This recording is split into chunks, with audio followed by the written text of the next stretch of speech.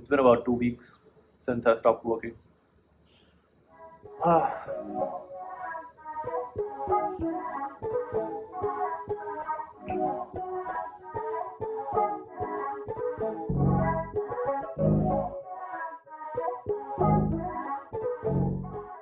it's been quite some time since I stopped working. About 2 weeks to be exact. And yeah, I've tried to do a lot, but mostly I've been like this.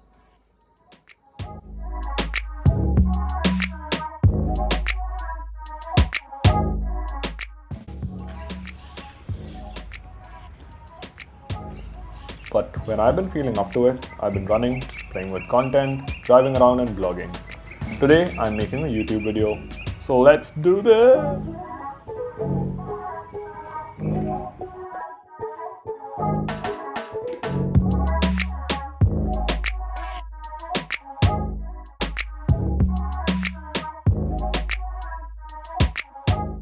This might turn out to be quite a cliched start to my YouTube career.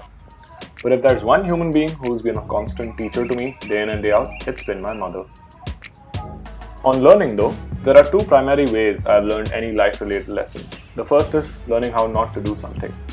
For example, that's not how you do pull-ups. Or this is not how you drive a scooty. The second way is through inspiration. You learn how a better, more fulfilling life can be lived because someone else sets an example by doing just that.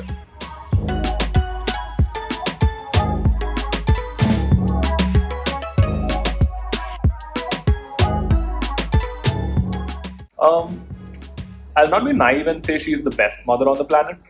She's definitely not. She's also not the most engaging or the most loving or someone with the best personality. She's not even a very good cook, to be honest.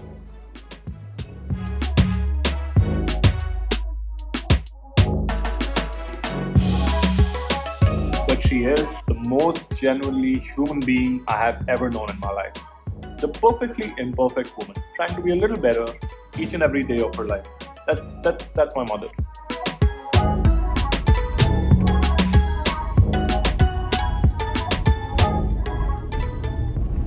Here's a quick roundup of 4 lessons my mom has taught me in life.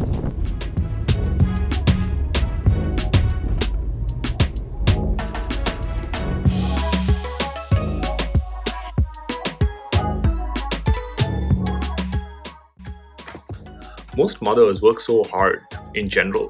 For me, seeing my mom wake up at about 4 a.m., cook for the entire household, head on to work at about 7, then she got back home at 6, started cooking, cleaning for the household, listening to our banter, fixing our dinner, and doing all this with such a big smile on her face, it was crazily awe-inspiring.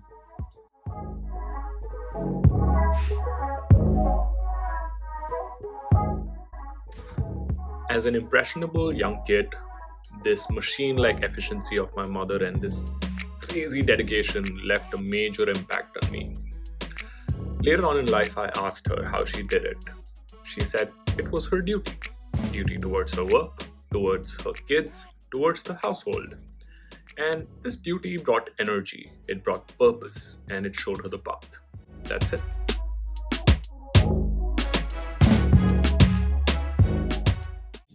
I'm really bad at finances and managing money. I've always been that, still am. And my mother, she's a chartered accountant, she's the head of finance, and she's never really sat me down and explained a lot of things about money to me unless I asked her. But through her actions, she did show me what it meant to be mindful with money. She'd always pay her dependents on time, the vegetable vendor, or maid, cook, or even the newspaper vendor, for example. But many adults around us used to really delay payments to these poor souls, but they had no qualms about spending lavishly elsewhere. And we weren't very well off back in the 90s, but she made sure we always had enough and more for things on education, for any small important purchases and stuff. But she never had us spend on luxury items. I remember wanting this Sony Digicam back in about 2004 or so, and she taught me how to save for like 6 months and then buy it rather than just go out and buy it. So yeah, that was some training. Managing money was all about being mindful and not mindless with your money.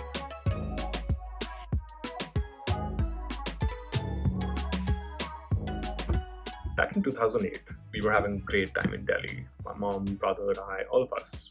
My brother was doing well in school, I was in college.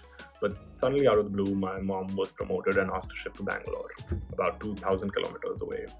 It was a very scary decision for all of us, and I was like, why do you want to do that? But she made sure she set everything up, explained to us the importance of the role and how it will help the organization and then eventually the country if she went and did what she was going to do. It was a major out of comfort zone experience for my brother and me. We were going crazy about it, but it taught us so much about life. All in all, it made us a better human being, created a lasting bond between my brother and me, gave us a sense of responsibility that we've never given up even today. But it also taught us that hard decisions and making those hard decisions, being uncomfortable and jumping without knowing how hard the landing will be, is the only way to progress in life. And we still try to do that a lot. So, yeah.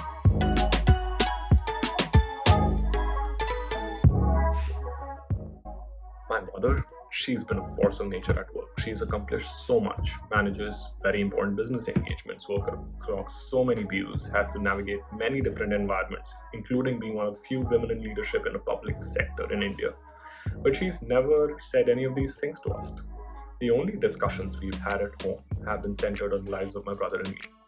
When I started working, I'd come and boast about minuscule deals that I closed, and she'd congratulate me with such happiness as if I just sold a phone to Steve Jobs or maybe some books to Jeff Bezos. But that's the point, she's always been our greatest cheerleader. I don't know many around me who can openly support and root for others. It takes a whole lot of selfless courage to be this kind of a person. But I do feel this is one of the highest forms of service to other human beings, and even animals or plants. Just being their biggest fan? Why shouldn't we, right?